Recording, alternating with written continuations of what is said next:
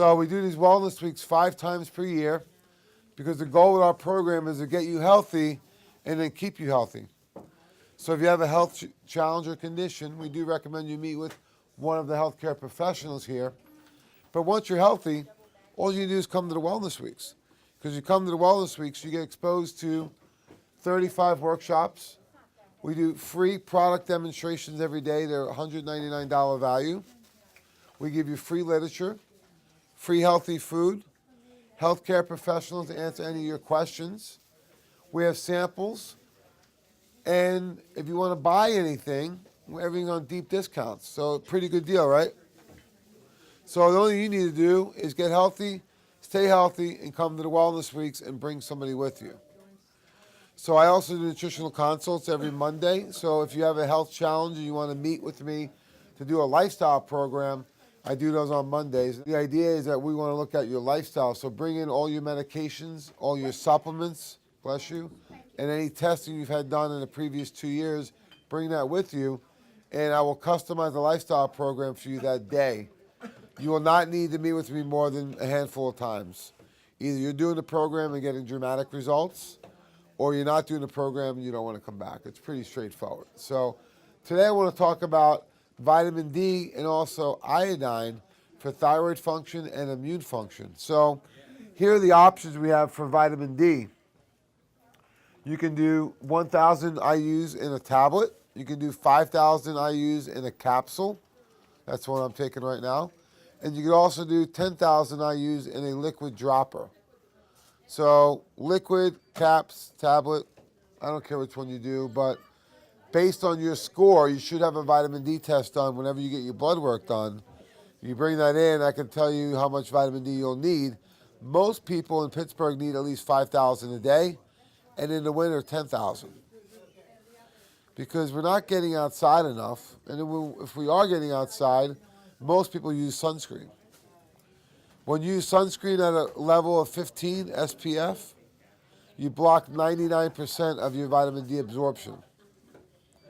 In addition, you got to activate the vitamin D in the body. And where do you do that? In the liver. So if you're on cholesterol meds, you have non-alcoholic fatty liver disease, you eat a lot of fast foods, you're not going to convert the vitamin D from the inactive to the active version very efficiently. So we generally need some type of supplement in our program. And that's what we're talking about here, that, it's well known that vitamin D and sun exposure are inversely affected. So the closer you live to the equator, the more vitamin D levels will go higher, and your prevention of any of the autoimmune conditions and any immune dysfunction goes up. So the closer you live to the equator, the more prevention you get. The further away you go from the equator, the higher your risk factors are for any immune dysfunction and all your autoimmune conditions. So what's an autoimmune condition? RA, right? Rheumatoid arthritis, IBS, Crohn's, colitis. These are all autoimmune conditions. So doc says they don't exist in that it's not a disease you caught. Something is affecting your immune system. Our experience is generally something you're eating or drinking is affecting your immune system. Because where are most of your immune cells? If you learn anything today from this workshop, learn this. 70% of your immune cells are located where? In your intestinal tract, in the gut, right? Preferably in the small intestinal tract. Why would they be there? Because that's where, if you're going to be exposed to anything, that's where you're going to be exposed to it, right? Things that you ingest voluntarily or involuntarily. So vitamin D, or 25-OH vitamin D, controls macrophage and monocyte activation. What is that? It's your immune system. When your vitamin D level is below 25, you do not activate macrophages. So you can see now how someone who's low vitamin D level is at high risk for autoimmune conditions, because your immune cells aren't working right. It's like the radio dial is in between stations. We got to dial it back in. You don't rip the radio out, right? Conventional medicine wants to shut down your immune system. Not a good idea. So when you see these commercials for maybe psoriasis, and it says you're at risk for what? Cancer, autoimmune conditions. That's why, because they want to shut down the immune system. Now you're at risk for everything. So follow me on this one, okay, folks? This one will keep you awake, I hope. Here's your vitamin D level at the top. Anyone have their vitamin D tested? What was it? Make a number up. It was low, it was within the range, but Okay, the range of the doctor, right? They're going to tell you 30 to 50 is great. Not a good idea to follow their lead on that, okay? So, say he got 50, all right? So here's his vitamin D level. And then all cancers combined, he has about a 50% prevention of all cancers when his vitamin D is at 50. What about when your vitamin D gets to 70 or even 55?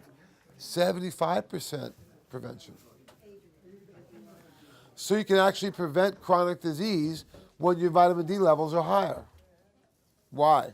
Yes, ma'am. I can't read those things on the left column, it's too small. Could you read that column so I can? Yeah, we'll get there. Okay. So on the top is your numbers, right? Your vitamin D number. And on the left is the disease that we're trying to prevent. So we got cancers, breast cancer, ovarian cancer, colon cancer, lymphoma, diabetes, fractures, falls, multiple sclerosis, right? So all the way down. It's actually in your handout too. I don't know if you can read that one. So these are various diseases that we are seeing what is the prevention rate when vitamin D levels go up. Make sense? Dr. Edwin Lee, who's an MD endocrinologist, right, and a functional medicine doctor. Very interesting because most endocrinologists do not do integrative medicine like he does. He did his residency at Pitt, and he currently practices in Orlando, Florida. He's one of our clients. And what Dr. Edwin Lee says, when vitamin D levels get to 70, he doesn't see autoimmune or cancer. So his goal is to get all his patients over 70. Yes, sir. that was my next question was, what is the optimum level of, your vitamin D level? I would say 70 is a good number, right? So what you just said. Yeah, 70. How about 80? Not enough. No, 50 is better than 10, right? So it's not all bad if you're at 50. Percentage, or when they do this test, it's a percentage, or It's just a score they're assigning. I'm not that concerned with that. What that means, it's just they're going to tell you 30 is what you want to achieve. I'm telling you 70 is what you want, or higher. Toxicity doesn't kick into at least 100, and some studies show 150. I've only seen one person in 12 years working with Doc that had over 100, 103. Okay, so there's no concern with toxicity. However, it was only a short time ago. How much vitamin D a day would they tell you to take?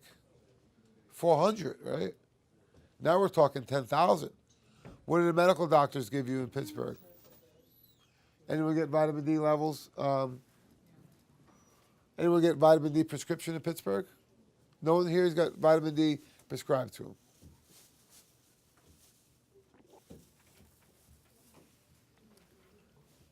Okay, let's make it up that somebody did, because a lot of people have. They're given 50,000 once a week, which is about 7,000 a day, right? So the MDs are given 50,000 once a week. Only a few years ago, 400 was high. And what they found is vitamin D now is not really looked at as a vitamin anymore. It's looked at as a hormone-like substance. What do hormones do?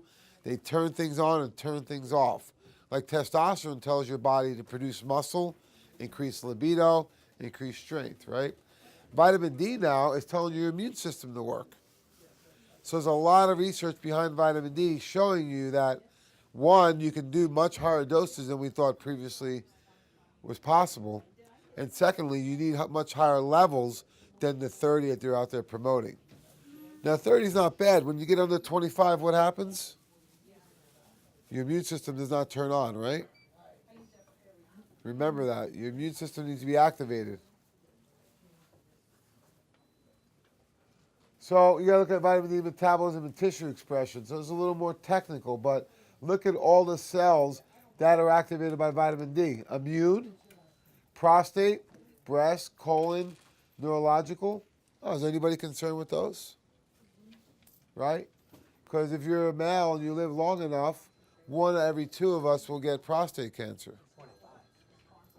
So there's 6 of us in here, 3 of us will get prostate cancer if we live long enough. A lot of females are getting breast cancer, right? Colon cancer, these are all on the rise. So vitamin D actually can help prevent these types of conditions when it's at a high enough level. It also controls over 200 different gene activities in the body. So vitamin D, more than just a vitamin, hormone-like substance, and you'll start seeing that in a few years in the paper or magazines. Remember, you heard it here first. Here are some of the conditions associated with suboptimal vitamin D levels. Look at the different categories we can help with. So all the different cancers we just went over. Autoimmune conditions, RA, Crohn's, MS, endocrine, all the hormonal issues that people are suffering with. What about musculoskeletal? Well, we've always thought of vitamin D for what? The brains and the bones. If you're depressed, take vitamin D. If you have a fracture, take vitamin D. So now, never more true than now. So neurological, cardiovascular, so you can see how so many different diseases are affected by vitamin D because what? It turns on 200 different gene activities in the body. So let's go back to that example I used earlier because a picture's worth 1,000 words, right?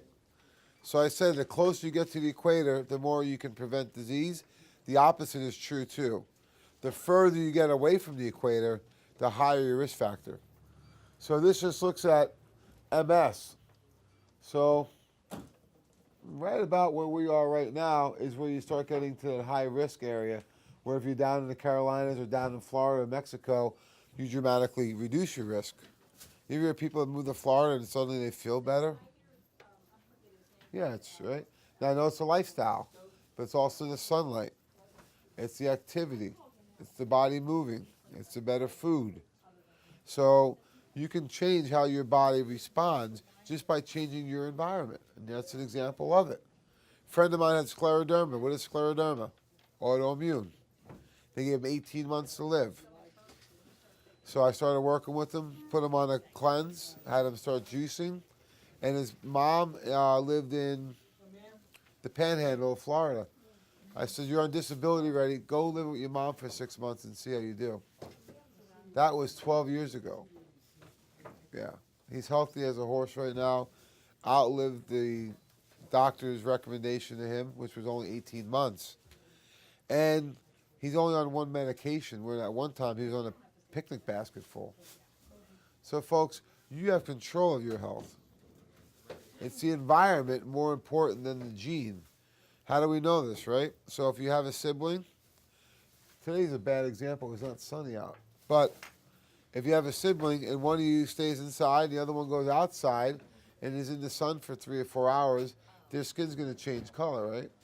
And then they come back inside, and one is not changed, the other one is changed. Has your genes changed at all? Has your genetics changed? Yes? How did genetics change?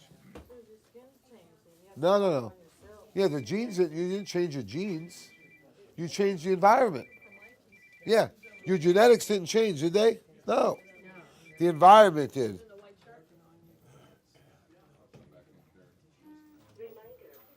So remember that. It's not your genetics. You can't change your genetics. You can only change the environment they're in. And that's a very simple experiment, but you can do that for many different things. Smoking, alcohol, fast food, workouts, whatever it may be. You can change the environment. You change how the genes act.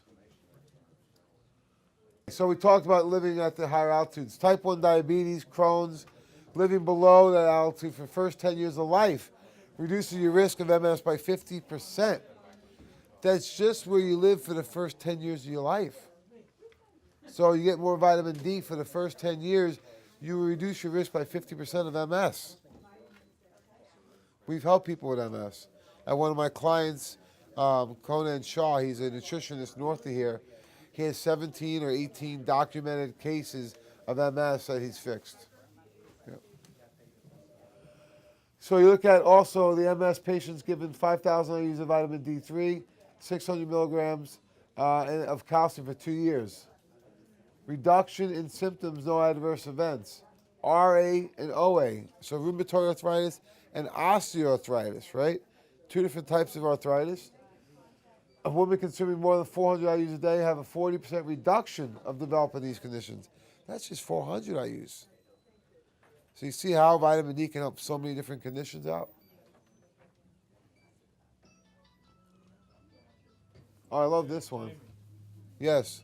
A friend of mine has RA. It already been diagnosed like for 10 years. Is there a chance for you to reverse that? And the same If with he, ALS? well, hold on a minute, one at a time. So he has what, RA? RA. Yeah, he can reverse it, absolutely, yeah. How much we reverse it and how well he does, everyone's different, and what he's willing to do and what he's done so far. So everybody's different. ALS, is that the second one you said? Right. You know, that's probably a lot more challenging than the RA in my opinion. But it doesn't mean you can't be fixed. But that one is very challenging.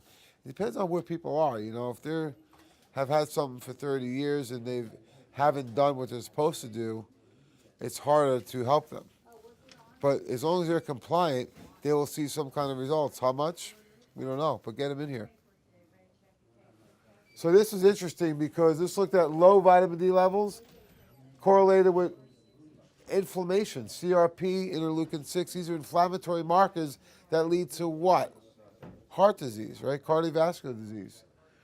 So they said low vitamin D levels are independently associated with all causes and cardiovascular mortality. So if you have cardiovascular disease and you have low vitamin D levels, you can die from anything at a much greater rate. So living at higher altitudes reduce the risk of hypertension and cardiovascular disease. Low vitamin D levels associated with congestive heart failure. You guys get the idea, right? I was really shocked when I was doing training on this because I never thought of vitamin D for cardiovascular disease. That was the last thing I expected. Hypertension. But these are all published research studies that are out there. So vitamin D really endocrine, we say suppressor. So you look at overall, it can help with blood pressure, similar as some of the angiotensin medications. It works in a similar fashion. And same thing with cancers. We went over this already. Going to fast forward a little bit here. So these are different pictures that illustrate. This is cancer rates for breast cancer from 70 to 94, higher latitude, and then higher risk and higher rates. Same thing with ovarian cancer for females. This looks like prostate, same thing. You know, very little do you see below the latitude lines when you get down to the Carolinas and further down. It doesn't exist. The rates are much, much, much lower. You do have some cases, but not at the aggressive rates you see elsewhere. Now, this is interesting. This is, without getting too technical, when they go below 20, macrophages cannot initiate a response. So when vitamin D levels get low, the immune system doesn't work well. Okay? Blood sugar dysglycemia. So where do we get vitamin D from? Fish would be a good place, right? Fish, nuts, seeds, egg yolks. What else up here? And of course the sun. That shows you how you get vitamin D in. So if you're out in the sun, do not use high levels of sunscreen. Some people use the Miracle 2 gel. That works really well for me. I didn't have to use sunscreen. What I do is I go out a little more each time, and I don't use it. Unless it's the first day I'm out, and I'm out for a long period of time, I will use a little bit. What I like to do is go out for a half hour, 45 minutes, and put the shirt on, because I'm at the pool as much as possible in the summertime. That's what we're talking about, right? Doc, I go in the sun, so I don't need supplements, right? Latitude above 40, your conversion is dramatically reduced, and you're not going to get it in the winter months. So we looked at vitamin D, we look at iodine more than just for thyroid. Iodine is used for autoimmune conditions And here's a list of them. So, fibroblastic breast disease, diabetes, hypertension, Graves' disease. You need T4. Thyroxine T4 contains what? 4 iodine atoms. Anyone here ever heard of T4 before? You guys heard of T4?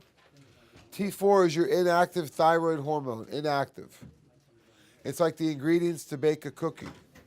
You have ingredients and you have the cookies, right? You have T4, which is the ingredients, and T3 contains 3 iodine atoms. It's in the name. So what do you need to convert T4 to T3? Iodine. So you convert this actually in the gut, and your body will store about 20 to 30 milligrams of iodine and about 8 in the thyroid gland. That's why we're showing you this, because we can take higher levels of iodine than people may think. So you have different things that are essential. So we use sodium iodine transporters, and you look at this, right? You say, well, why is that important? Because we have in ours selenium, which is important for conversion. So we have T4 and T3. T4 is inactive, T3 is active. You must take T4 and convert it to T3. What do you need to convert? Iodine, iodide, selenium, and tyrosine. That's what we have in the iodine plus. Do you guys see now why we have those ingredients in there? It helps with the conversion. Anyone on Synthroid? Nobody's on Synthroid? My daughter. You're a doctor? My daughter. Your daughter. Okay. Yeah. Synthroid is T4. Okay? So some people are on T4, the Synthroid, and they don't convert it very well to T3. So it may not help them. They can still use iodine plus with the T4, the Synthroid. Okay? To me, what would make more sense would be to do T4 and T3. What's that? Armor thyroid, anyone have Armor? Or Nature's thyroid? That's T4 and T3 together. Okay? Makes sense?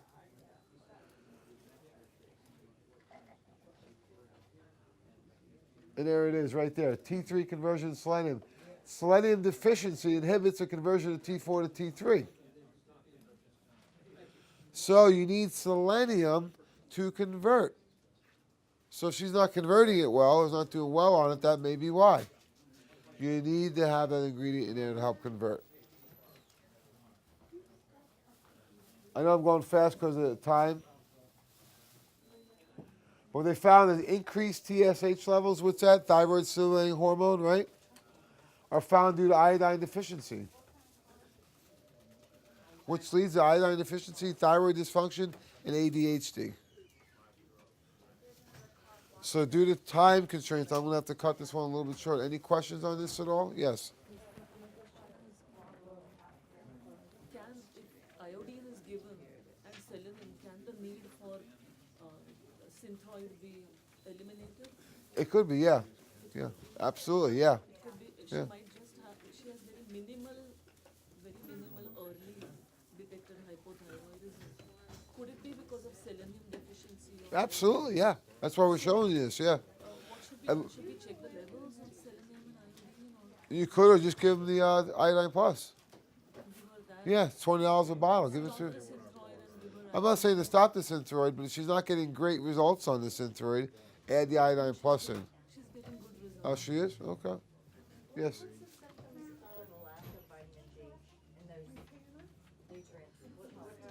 Lack of vitamin D, you can have what?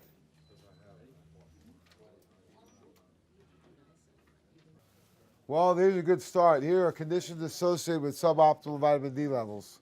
So you have any of these conditions right here: high blood pressure, obesity, Crohn's, autoimmune conditions, MS, cancer. There's a pretty good idea you have low vitamin D levels. Okay? Any autoimmune condition is going to have low vitamin D levels. Chronic infections, mood disorders like depression, chronic fractures. But why not get the vitamin D checked? It's the same blood work. You don't got to do anything differently other than ask the doc, hey, doc, can you please test my vitamin D when you're doing the other tests? What if they say no? Find another doctor. Thank you. Very good. Smart guy. Go to another doctor. I'm tired of these doctors, bullying people and being disrespectful. Why? Because they went to medical school? Big deal. Just like there's great mechanics and there's terrible mechanics, there's great doctors and there's bad doctors. So, great questions, though. You guys are really keeping me on my toes. Yes? I want to say how much I appreciate this topic. It's a new topic. I've never heard a whole talk on vitamin D. Maybe you've done it on a day I wasn't here, but so it was cut short today. I would like to see it come up again until we've seen it enough to understand it. We will bring it back for the Winter Wonderland next workshop. Thank you. Yes, thanks, sure. We didn't talk about Agent Orange yet, right? I'm a veteran, I got Agent Orange. We could, Gonna help me? that'd be a good one for Doc to handle. Yeah. Yeah, I already talked to him, but he's been so busy, I'm gonna have to come back. No, I mean, we'll have a topic maybe on chemicals and different things that people are exposed to, but it's a great topic too, right? D3's gonna help me, I'm taking it, I've been taking it, It's going to help your immune system. yeah. I can't guarantee it's going to clear all the Agent Orange out of your body, but yeah. There's other things I would do for you too. Like, you want to write these down? D3 would be at 10,000 a day.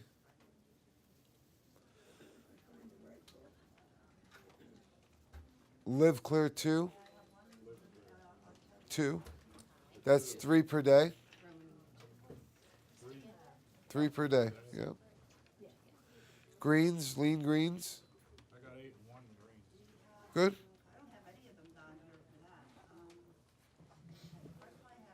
Every day. Yes, and then Immunomax, IMMUNOMAX, Immunomax capsules, 3 per day. All right, folks, we're still doing the heavy metal testing for the next hour or so. If you want, you can sign up right here. I'm still doing testing, so if you want, sign up. I appreciate all the support. And next speaker will be on in about 10 minutes, okay? Thanks, guys.